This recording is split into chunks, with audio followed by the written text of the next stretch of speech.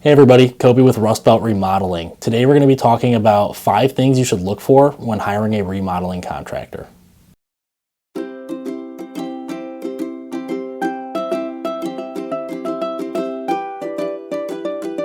So the first thing you should be looking for in a contractor is what types of licensing or qualifications do they have as it relates to your project. So licensing requirements vary by state and by county and by city. But here where we're at in the southeast Michigan and northwest Ohio area, in Michigan there's a state license, there's a Michigan builder's license, so any contractor that's going to be doing any work in your home that would require permits to be pulled, you want to make sure that they're going to have a Michigan residential builder's license.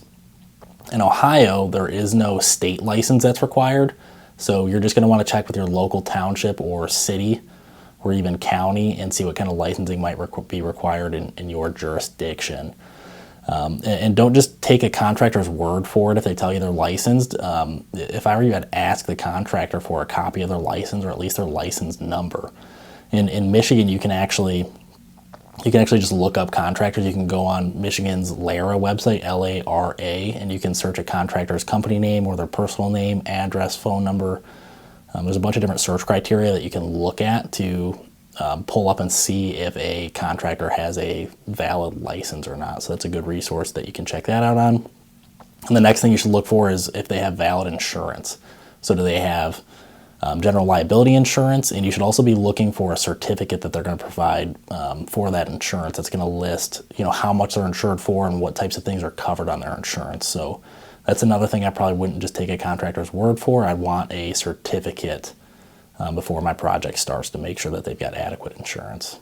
So the second thing on the list that I would look for is client reviews and testimonials. So maybe look on Facebook or Google, see what kind of reviews they have on those sites, and actually read through the reviews. So read through their 5 stars, if they got 4 stars, and then read through the 1 stars as well.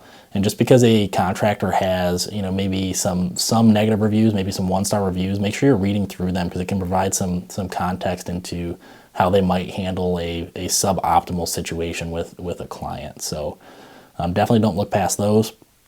And then also you can ask contractors for client references. So maybe phone numbers or contact information of past clients where you can reach out to those clients directly and talk through how their project went with them and get it kind of firsthand from them. So the third thing that I would be looking for when considering hiring a contractor is whether or not they have a detailed written contract. So that contract should clearly outline the expectations of both parties. So payment terms, when payments are due, and how much.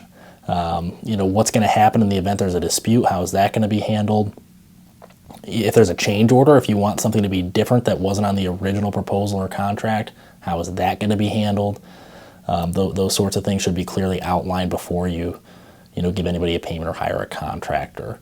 And if a contractor doesn't have a written contract, that'd be an immediate red flag, and I probably wouldn't be willing to move forward with them if they didn't have some sort of written contract. All right, so number 4 on the list of what to look for when considering hiring a contractor is their communication and availability. So how well is the contractor communicating with you, leading up to an estimate, if they're going to come out and give you an estimate, and after the estimate, do they do what they say they're going to do? If they tell you they're going to give you a quote in 3 days or 5 days, whatever it's going to be, do they actually follow through with that?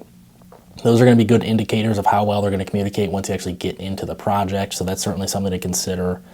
And what does their availability look like? Does it align with your desired schedule? So, making sure you have reasonable expectations of what a contractor schedule might look like. So if you're hoping to get your kitchen remodeled started the next day after you get an estimate, that's probably not a super realistic expectation because there's a lot of things that go into the process leading up to actually starting the project.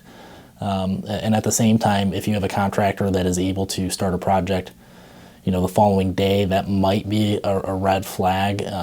You'd like to think that a contractor who's worth their salt would be a little bit busier than that. That doesn't mean you need to hire a contractor who's booking out 6 months to a year in advance.